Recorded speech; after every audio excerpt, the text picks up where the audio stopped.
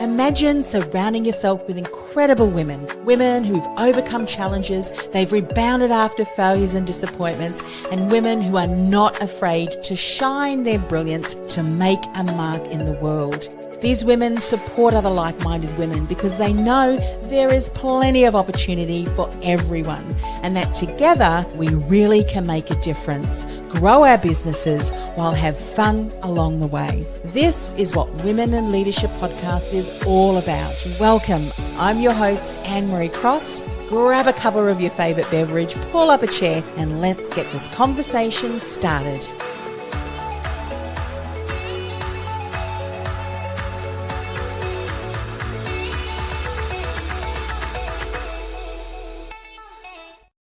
And welcome to another episode. So joining me on today's show is Amy Yip. And Amy says, your mindset, not your circumstances, makes all of the difference in your happiness and your success.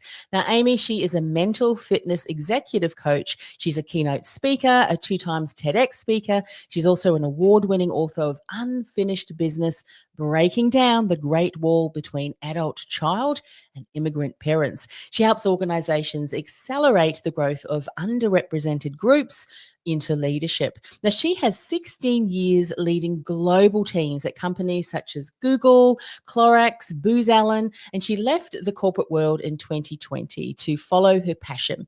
She sold everything. She took a one-way flight to Ghana with her husband to volunteer at a breast cancer nonprofit and travel the world. But guess what happened around that time? COVID-19 shifted their plans and they got stuck in Ghana for 7 months. Now, one of the greatest learnings is that Amy shares is that your mindset, not your circumstances, makes all of the difference in your happiness and success. And of course, she's an ICF professional certified coach, certified Hudson Institute coach, a Strozzi Institute somatic coach, and a mental fitness coach through Positive Intelligence. And on today's show, she's going to talk about how challenges reveal hidden gifts. We may not be looking for them in the right places. So I'm sure Amy will share more about that. She's going to talk about why your response matters more than control and how celebrating yourself changes everything. So welcome to the show. Thank you. Thank you for having me. It's an honor to be here.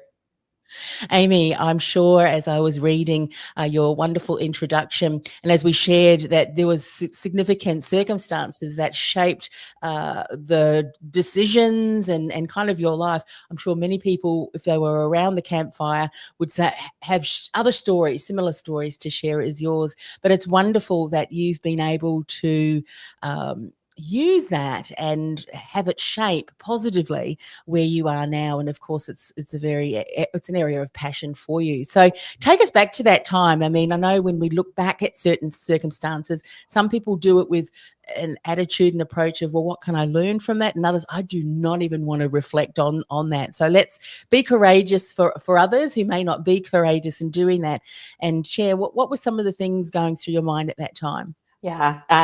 So if we were to go back to the leaving and going to Ghana and, when borders finally opened, I did get to live and work nomadically. And a lot of people hear that and they'll say to me, that's amazing. That took so much courage.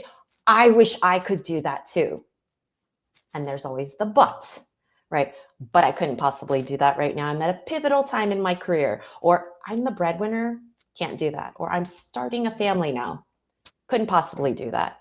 And the thing is, I was in the same shoes. I am no more courageous than anybody out there. When I was making that decision to leave Google and to travel, there were so many shoulds in my life. First of all, I was at Google. And so everybody said, why would you leave Google? Like, are you bananas? You should just stay, And then I got a husband during that period when I was trying to decide, do I leave and I want to travel? And when you have a partner, plans slightly change.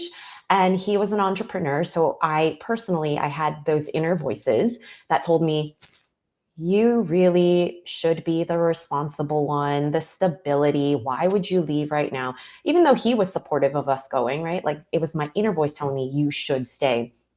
And the biggest should of all during that time was I was in my mid-30s. And when you're in your mid-30s, talking about leaving and traveling and doing something, everyone's got an opinion on your fertility. So I had people telling me, you're getting old, your eggs are rotting. Like someone actually said, your eggs are rotting. I'm like, well, that's nice. And so everybody had this opinion. And my husband and I decided, you know what, we still want to go do this thing.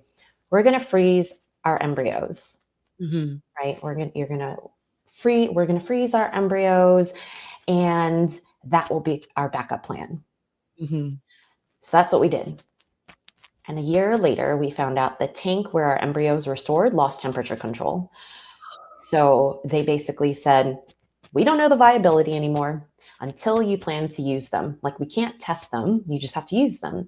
And I was like, well, I wasn't planning on using them yet, right? And by this time, I'm already in my late 30s, and we tried it again. We didn't have any good viable embryos. And so that was my rock bottom point. So much soul searching. And on the outside, everything seems great, right? I have an amazing job and an amazing company, wonderful husband, wonderful friends and family. What could I possibly be unhappy about? But on the inside, I was like, okay, something feels off, and this just doesn't feel right, but I don't know what right is. What is that next path for me? And so I started soul searching. And because there was a bit of the guilt and the shame that I'm unhappy, even though my life seems so wonderful, I started by reading books. I was like, surely I'm smart enough. I'll read books. I'll figure out the answer. Do I go pursue my dreams, or do I settle down and start a family? And after reading tons of books over 8 months, I still didn't have the answer. Do I settle down, or do I go, pursue my dreams? And so then a good friend told me about ayahuasca. And for those listeners who don't know what ayahuasca is, it is a medicinal plant. And in Peru, they have an entire ceremony with a shaman. And essentially, my friend told me there's this thing called ayahuasca. It's supposed to give you clarity.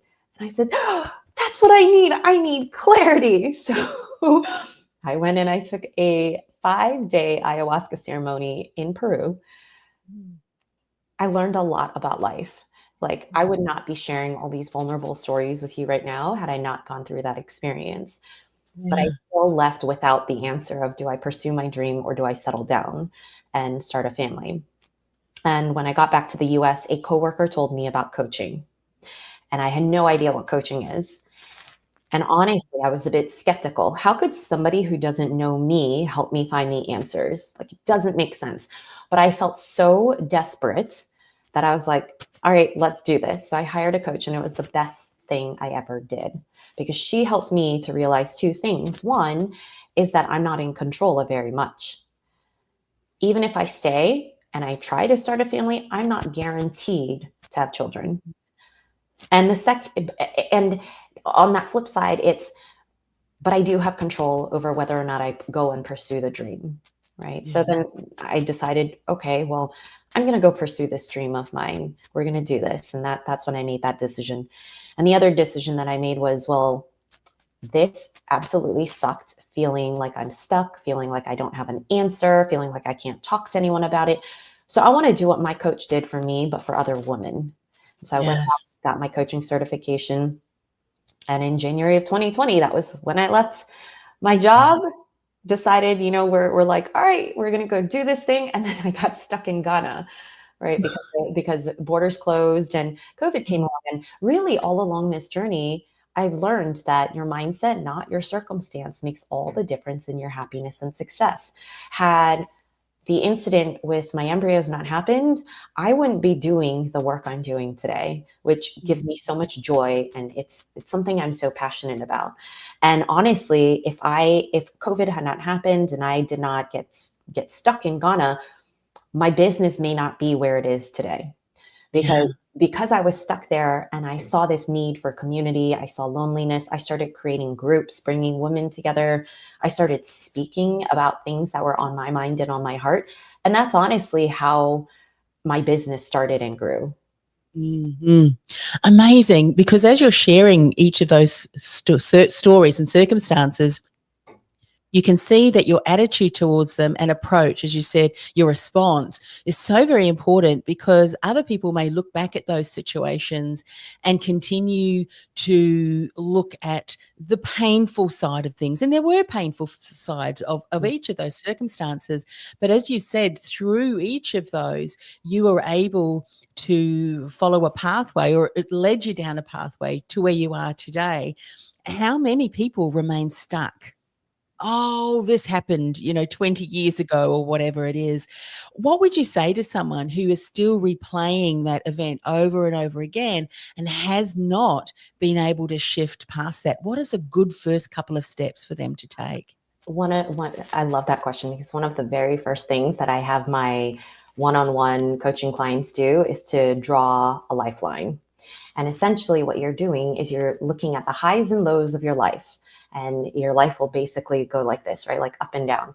And what you start seeing is that all the highs were only made possible because of some low that happened before it. And so you wouldn't be where you are today unless all of those things had happened. And if you are at a low point right now, it is realizing something is going to happen. I don't know what, but something will happen that will make sense of like why all of this is happening right now. Yes, makes so much difference, doesn't it? And so I love that you've said here, why your response matters more than control. Let's unpack this a little bit, because circumstances beyond our control is impossible to control. Like, we could stand there and say it's unfair that we've been locked down, or it's unfair that this happened, that the mechanism that was cooling your embryos, something malfunctioned.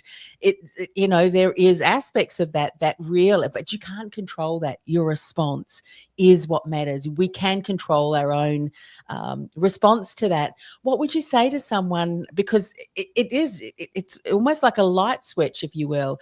How does someone who is maybe looking at blaming others, because we like to do that, don't we? Human nature, to blame others for situations, and the situation may have been incredibly hurtful or sad and bad, but our response matters.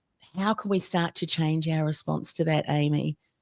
That's we could spend a whole hour, a whole week on that, but let's dive into what are some of the things that people can start to look at. I think one of the main aspects is to look at what is in my control and what is not. And an exercise that I always have people do is draw a square box. And in this situation, in the square box, write everything that is in your control. And on the outside, it's everything that is not in my control. And then focus on what is in your control and what do you want to do about it, right?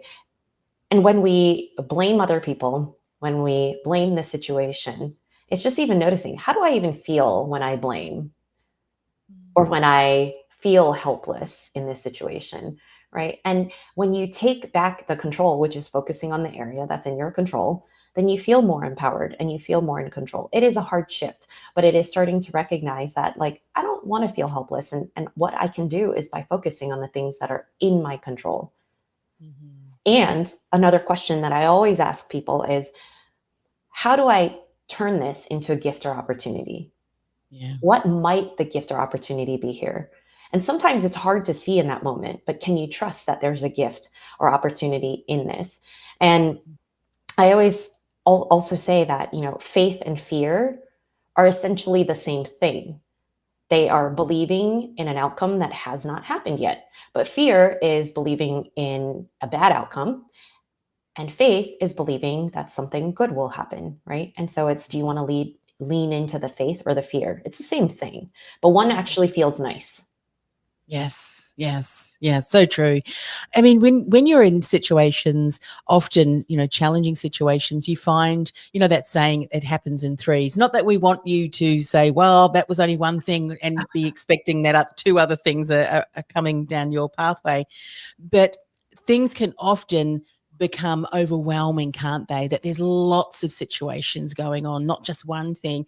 And I think sometimes it's that overwhelm and the pressure that keeps people stuck too, doesn't it? Did you feel that too? And if you look back to around those circumstances, it almost felt like this heavy weight was just continue to be added on. And a lot of people don't realize, okay, and I love what you've just shared, some of those exercises, is to maybe just write it down, isn't it? What are all of the things? What is the most important thing that I can start doing right now? And it may be as simple as going out for a walk. What were some practical things that you might have done too? Or were there practical things that you did that supported you in starting to realize, you know what, I can change my thinking towards that and my attitude and my response? What were some practical things that you did? Journaling, definitely journaling, right? Journaling on where is this even coming from? And actually that helped me to realize that one of the heavy weights on myself was, yes, I wanted to have a family and a child, but the pressure actually came because I knew how much my husband wanted kids. I knew how much he wanted to be a dad. So there was like this deeper thing within me that was telling me, you have failed as a future wife if you cannot give your husband children. And as I journaled, that was something I discovered. And so when I realized that, I decided I'm going to have a courageous conversation with my husband. And what came out of that was actually something that really lifted the weights off of me. I talked to him about it, and he's like, do you really think that I wouldn't love you if if that's bananas? And he's like, we'll figure things out. I'm okay with adopting. I'm okay. Like, yeah, being a dad is important to me, but there are other options for us. Right. And that helped me to realize there are other choices and options. It might not be the ideal one that I wanted, but there are. And so journaling was helpful. I meditated every day just to be able to catch the thoughts, right? In meditation, they talk about like there's that blue sky, and then your thoughts are the clouds that are moving by. And it helped me to recognize those thoughts that were going by each and every day, going on walks, right? Doing things that I enjoyed and trying to fill my day with things that brought me joy. So doing those are super helpful. Yeah, so, so good. What I loved about the story you shared about journaling, it reminds us how so often we can have conversations in our head, not only our own conversations, but have conversations on behalf of what other people may say, and we assume that. Can you talk us through a bit about what are courageous conversations? Because I'm sure there are many of us and listening and the recording later who are having conversations in our head that if we actually spoke to the other person or persons, they would have the same response that your husband said to you. And the reason we're not having those conversations is that we're not courageous enough to go and approach them. So share more about what's a courageous conversation. A courageous conversation is when there's some sort of shame, guilt, embarrassment tied to that thought you have, right? And that's why you're not having the conversation with the person. So for me, it was, oh, it's kind of embarrassing to tell my husband that I think that I'm not going to be a good wife. In my head, it made sense, but it was also something that I felt there was shame tied to it. And so I didn't want to talk to him. And yet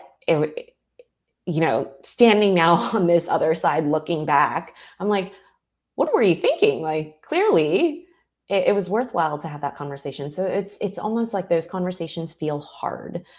And it actually leads me to, I wrote that book on unfinished business, breaking down the Great Wall between adult child and immigrant parents. And it was the same thing. I had these narratives about my parents and what they expected of me. And I thought they're not proud of me. No matter what I do, they're ashamed of me. Like just all these stories that I had. And one day I decided, I want to know the truth. I'm going to have conversations with them. And I spent 40 hours over 3 years having conversations with them and getting to know them, their side of the story, their life experiences. And it helped me to realize how wrong a lot of my stories were and that they were just purely in my head. And yeah, those conversations were super hard. But now on the other side, there's this deeper understanding. And so I would also say that those courageous conversations can deepen your relationships if you're Yes. willing to step into that. Yeah, I think they're so important to Mhm. have. As you were sharing that 40 hours, I mean, how wonderful that you had an opportunity to do Yeah. that, isn't it? Because, and this is a story that I heard many years ago, that in the corporate environment, one of the leaders encouraged all of the team members who were going to work together on a specific project to do some, relationship building, and they were to share amongst the group whatever they were willing, and happy to share, one event in their life that they felt really shaped them into the person that they were today.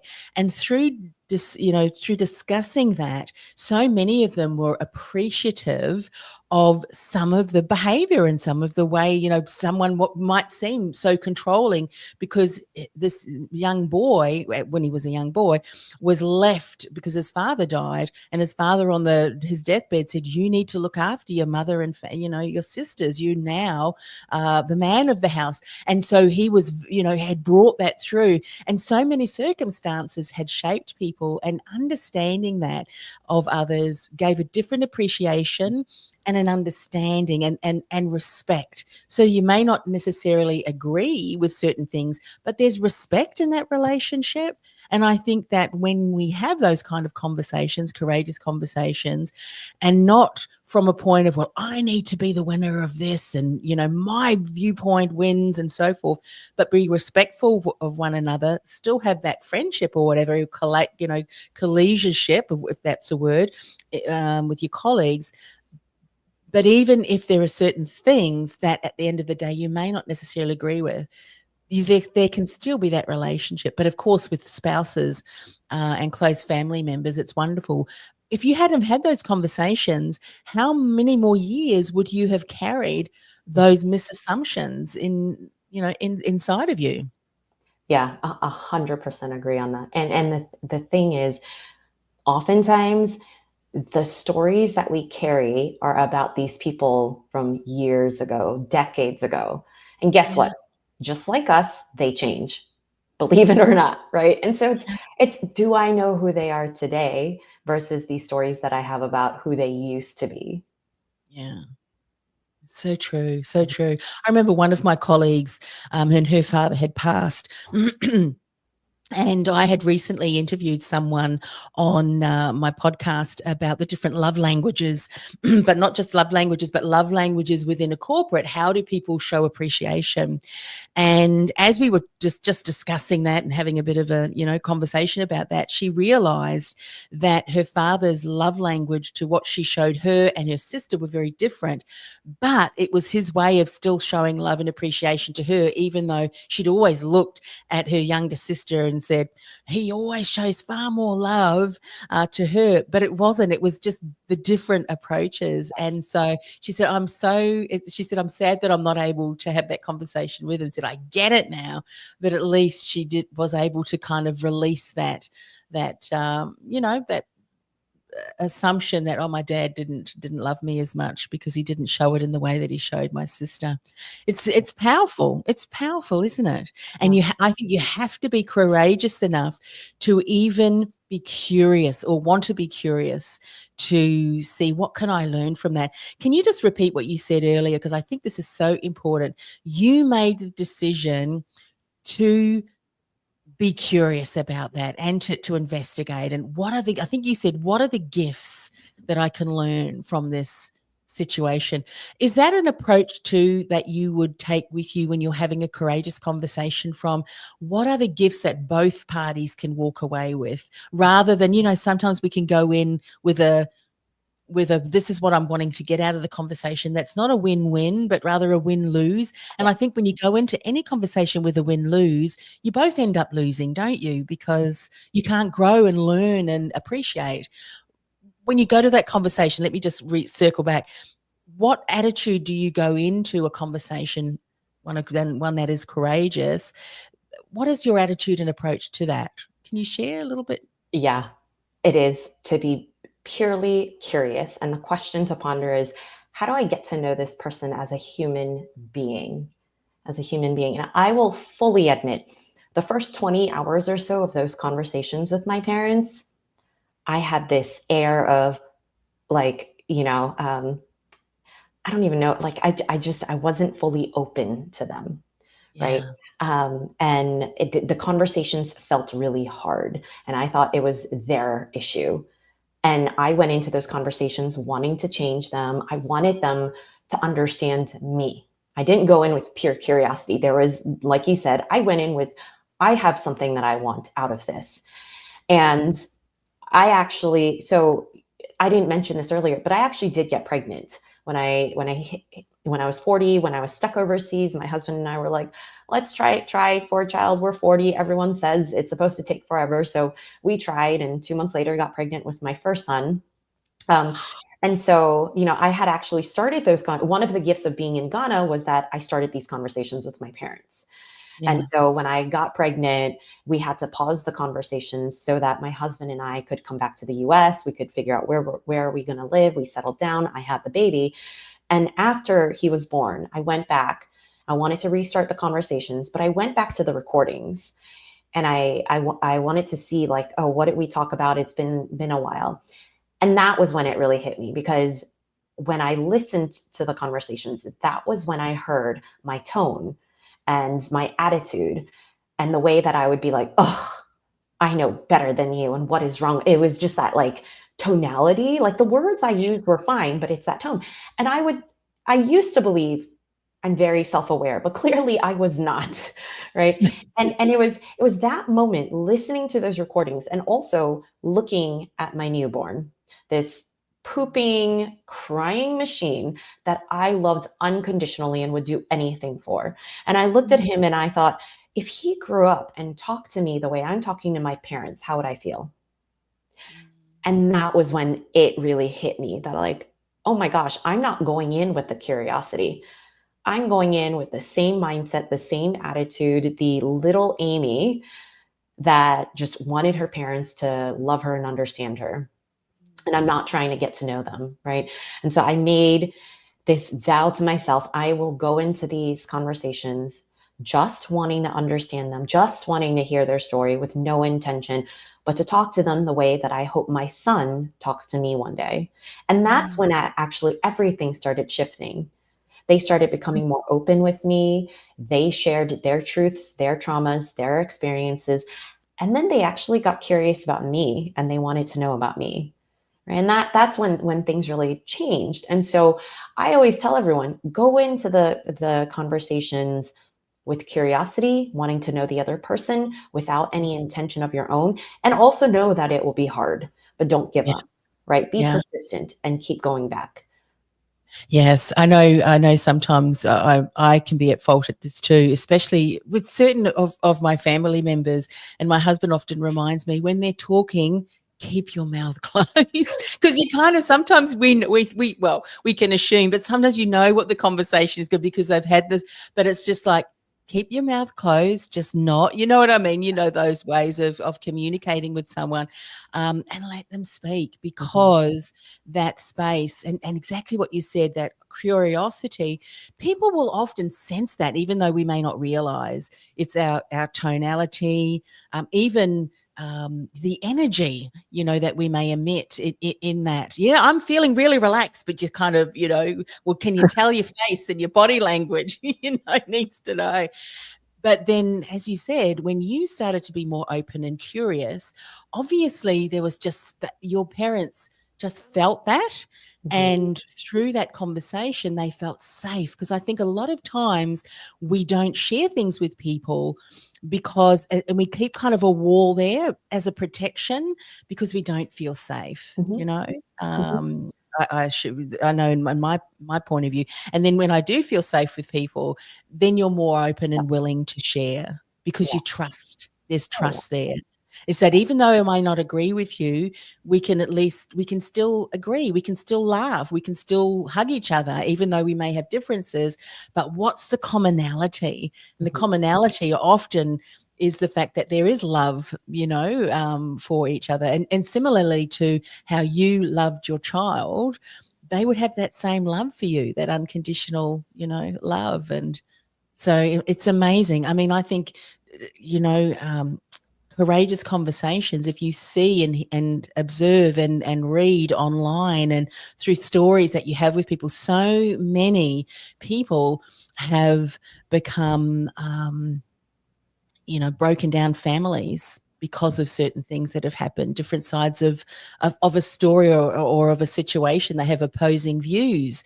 Don't let those opposing views cause a separation to a family that you might have, loved and laughed years before. Have those courageous conversations. Yeah. So there's one more point that you wanted to share a little bit more, and I think it's beautiful. We'll circle around and we'll finish off with this. Celebrating yourself changes everything. How so?